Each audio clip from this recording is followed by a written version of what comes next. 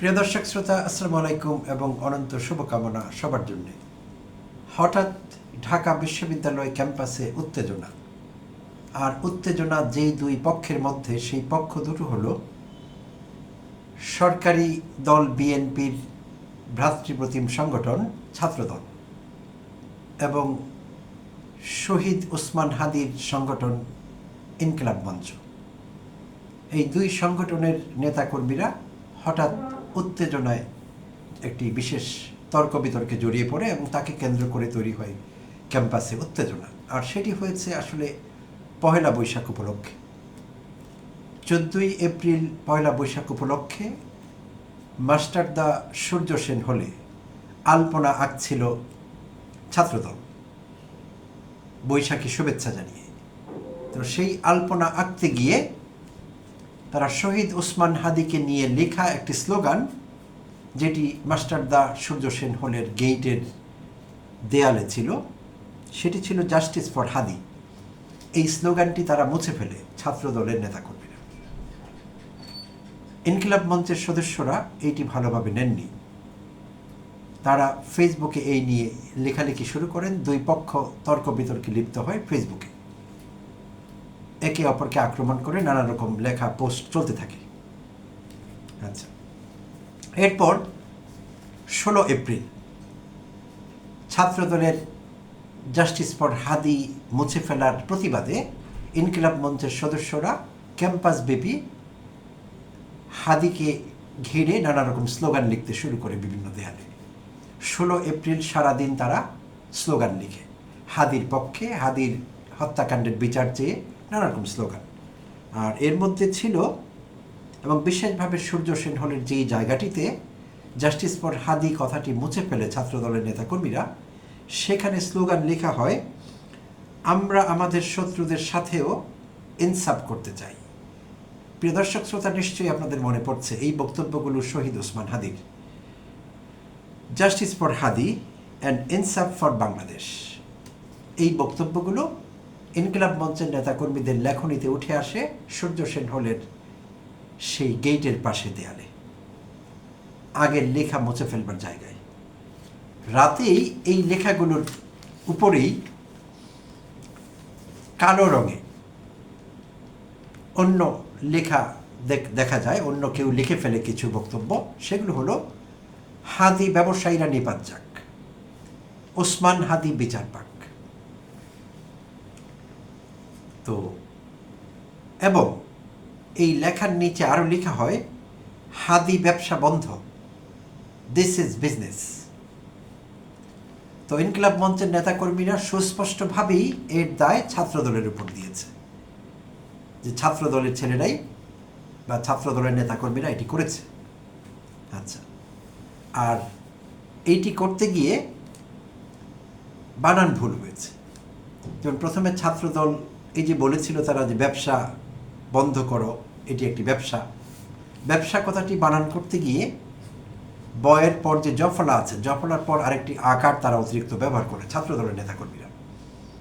পরবর্তীতে অবশ্য তারা সেটি মুছে ফেলে সেটা ঠিক করে। আর জাস্টিস ফর হাদি যেখানে লেখা ছিল, সেখানে জাস্টিস বানানটিতে ভুল দেখা যায়। শেষে ইনকিলাব মঞ্চের নেতাকর্মীরা, বিশেষভাবে ইনকিলাব মঞ্চের নেত্রী, ডাকসুর মুক্তিযুদ্ধ ও গণতান্ত্রিক আন্দোলনের সম্পাদক ফাতিমা তাসনিম জুমা তার ফেসবুক পোস্টে সেই ভুল সংবলিত, বানান ভুল সংবলিত লেখাগুলোর, যেখানে ব্যবসা বানানটি ভুল এবং জাস্টিস ফর হাদির জাস্টিস বানানটি ভুল, এই ছবি দিয়ে জুমা কটাক্ষ করে ছাত্রদলের নেতাকর্মীদের। আর জুমাকে ট্যাগ করে আবার ডাকসুর কমন রুম, পাঠকক্ষ এবং ক্যাফেটেরিয়া সম্পাদক উম্মে সালমা তার ফেসবুকে লিখেন, জুমাকে উদ্দেশ্য করে লিখেন এবং জুমাকে ট্যাগ করে।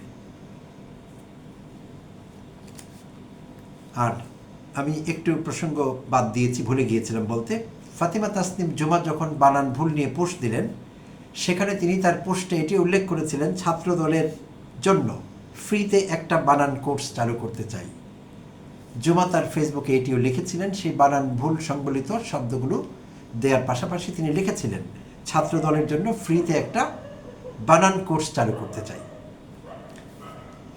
আর এই জুমাকে তখন ট্যাগ করে উম্মে সালমা লিখেন জুমাকে, বাংলার সাথে ইংরেজিটাও প্লিজ শিখতে বলো ছাত্র দলের নেতাকর্মীদের উদ্দেশ্যে।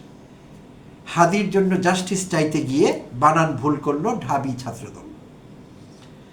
মায়ের চেয়ে মাসির দরদ বেশি, লেখার চেয়ে বানান ভুল বেশি। এই বক্তব্য উম্মে সালমার, কমন রুম, পাঠকক্ষ এবং ক্যাফেটেরিয়া সম্পাদক, ডাকসু। Excuse me. তো এই সমালোচনার জেরে বা প্রেক্ষিতে ছাত্রদল নেতা আবিদুর রহমান মিশু তার ফেসবুকে লিখেন, আসলে তার ফেসবুকে তিনি একটি ভিডিও শেয়ার করেন, একটি সিসিটিভি ক্যামেরা ফুটেজ, যেখানে দেখা যাচ্ছে যে বানানটির কথা বলছিলাম, জাস্টিস ফর হাদি, সেই জাস্টিস বানানটি বা সেই লেখাটি লিখছেন ইনকিলাব মঞ্চের এক নেত্রী, ছাত্রদলের কেউ লিখেনি সেটি। তো আবিদুর রহমান মিশু সেটি শেয়ার করেন, সে ভিডিওটি, এবং সঙ্গে মন্তব্য করেন যে ভুল করেছে তারা, ইনকিলাব মঞ্চের ছেলেপেলেরা বা নেতাকর্মীরা, সেই ভুলের দায় ছাত্রদলের উপর চাপিয়ে দেওয়া হয়েছে। তো তিনি তীব্র সমালোচনা করেন। তো প্রিয় দর্শক শ্রোতা, এইভাবে উত্তেজনা বেরিয়ে চলে, এক পক্ষ আরেক পক্ষকে এভাবে অনলাইনে আক্রমণ করতে থাকে, পরিস্থিতি ক্রমশই উত্তেজনাকর হয়ে ওঠে। তো এখন কথা হলো, চাইলে এই বিষয়টিকে তুচ্ছ জ্ঞান করে ইগনোর করা যায় যে এটি কোনো বিষয় না। আসলে এইটি তুচ্ছ করবার মতো কোনো বিষয়ও না। এটি অবশ্যই গুরুত্বপূর্ণ একটি বিষয়, এটি নিয়ে কথা বলাও দরকার। প্রথমেই আমরা দেখব যে ছাত্রদল যখন আলপনা আঁকছিল বিশ্ববিদ্যালয়ে পয়লা বৈশাখকে কেন্দ্র করে, তো বিশ্ববিদ্যালয়ের ক্যাম্পাসে, কিংবা নির্দিষ্ট করে বললে সূর্য সেন হলের ক্যাম্পাসে জায়গার কোনো অভাব নেই লিখবার। তো সেখানে জাস্টিস ফর হাদি এই কথাটি মুছে ফেলতে হলো কেন ছাত্রদলের? ছাত্রদলের অজানা থাকবার কথা নয়, শহীদ ওসমান হাদি এখনো অপ্রাসঙ্গিক হয়ে যাননি। শহীদ ওসমান হাদি এখনো বাংলাদেশের কোটি মানুষের প্রাণের স্পন্দন। শহীদ ওসমান হাদি বিষয়ে আমরা এখনো আবেগ ধারণ করি। ছাত্রদলের কেন মনে হলো যে সেটি মুছে ফেলা যাবে? নববর্ষের জন্যে, পয়লা বৈশাখের জন্যে, শুভেচ্ছা জানানোর জন্যে ছাত্রদলের যা লিখবার তারা লিখতে পারেন, জায়গারও কোনো অভাব নেই, আর সেটি ভালো কাজ নিঃসন্দেহে। কিন্তু তাই বলে জাস্টিস ফর হাদি কথাটি মুছে ফেলতে কেন হলো? আর এই ছোট্ট অপ্রীতিকর এবং অপ্রয়োজনীয় কাজটি কিন্তু এই উত্তেজনাকর পরিস্থিতি তৈরি করেছে। তো এখানে প্রসঙ্গক্রমে এই কথাগুলো বলতেই হচ্ছে যে অন্যান্য সময় আমরা যেরকম দেখেছি সরকারি দলের ছাত্র সংগঠন ডাকসু, জাকসু, বিভিন্ন বিশ্ববিদ্যালয় কেন্দ্রীয় ছাত্র সংগঠনে জিতে এসেছে।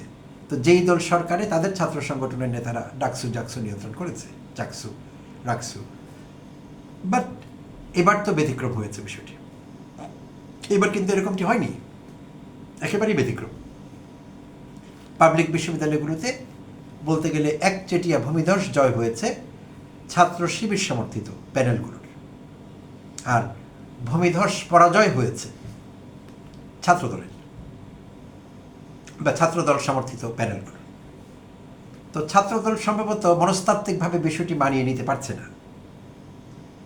কারণ যেটি বলছিলাম, অন্যান্য সময় দেখা গিয়েছে যেই দলগুলো সরকার গঠন করে, ছাত্র সংগঠনগুলো তাদেরই হয়। ডাকসু, জাকসু, কেন্দ্রীয় ছাত্র সংগ্রাম, ছাত্র সংগঠনগুলোর নেতারা তারাই হন, ভিপিজিএস থেকে শুরু করে সব পদগুলোতে প্রায়। তো কোনো সমস্যা হয় না, তাদের আধিপত্য সব জায়গায় বজায় থাকে। কিন্তু এবার দেখা গেল বিশ্ববিদ্যালয়গুলোতে, ক্যাম্পাসে তাদের সে একাধিপত্য আগের মতো আর বজায় থাকেনি বা থাকছে না। তো এই সত্যটি মেনে নিতে সম্ভবত ছাত্র দলের কষ্ট হচ্ছে, মনস্তাত্ত্বিক সমস্যা হচ্ছে। আর এই সমস্যা থেকেই তাদের মনে হতে পারে যে জাস্টিস ফর হাদি, আমরা হাদি হতে চাই, আমরা হাদি হত্যার বিচার চাই, এই যে কথাগুলো, এগুলো ছাত্র দলের হয়তো ভালো লাগছে না। তারা হয়তো আশা করছিলেন যে ক্যাম্পাসগুলোতে প্রধানমন্ত্রী তারেক রহমানের ছবি থাকবে, বিএনপির ব্যানার পোস্টার থাকবে, জিয়া পরিবারের অন্যান্য সদস্যদের স্তুতি স্থাবকতা বা তাদের ছবি থাকবে, তারা হয়তো এরকমটি প্রত্যাশা করেছিলেন, বাট তেমনটি ঘটছে না এবং ঘটানো যাচ্ছেও না। তো এইটি তাদের জন্য ডিস্টার্বিং হতে পারে বলে মনে করছি।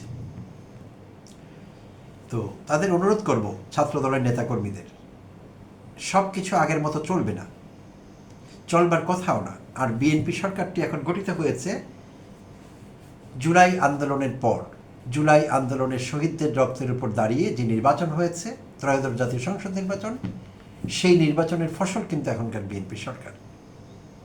তাই জুলাই আন্দোলন উত্তর বাংলাদেশে ছাত্র দল বা বিএনপি যদি মনে করে তারা আগের রাজনীতি করবে, সব বিষয়ে পুরনো বন্দোবস্ত জিয়ে রাখবে, সেটি কিন্তু সম্ভব হবে না। আর সেই চেষ্টা করলে হিতে বিপরীত হবে, হতে বাধ্য। তো ওসমান হাদি বিষয়টি আমি প্রত্যাশা করব এইখানেই থেমে যাবে। সব পক্ষ সংযম অবলম্বন করবে, সংযম পালন করবে, ধৈর্য রাখবে এবং বিষয়টি এখানেই থেমে যাবে। আর ছাত্রদল এরকম উত্তেজনা সৃষ্টিকারী, উস্কানি দেওয়ার মতো কোনো কাজ করবে না। যেমন তারা ওসমান হাদির স্লোগানগুলোর পাশে, ইনকিলাব মঞ্চের নেতাকর্মীরা যে স্লোগানগুলো লিখেছে সেগুলোর পাশে তারা যা লিখেছে, হাদি ব্যবসা বন্ধ করো, দিস ইজ বিজনেস, তো this is none of their business. এটি ইনকিলাব মঞ্চের স্লোগান, শহীদ ওসমান হাদির জন্য ভালোবাসা থেকে তারা এগুলো লিখেছে। আমি আবারও বলছি, this is none of their business. ছাত্র দলের এটি কোনো বিজনেস না। ছাত্র দলের ইনকিলাব মঞ্চকে বলার দরকার নেই এটি তাদের বিজনেস কিনা। আমি ছাত্র দলকে বলছি, it's none of your business. এটি আপনাদের কোনো বিজনেস না। আপনারা এই বিষয়ে মাথা ঘামাবেন না, না ঘামালে ভালো করবেন। আর যদি ঘামান, পরিস্থিতি হয়তো নিয়ন্ত্রণের বাইরেও চলে যেতে পারে।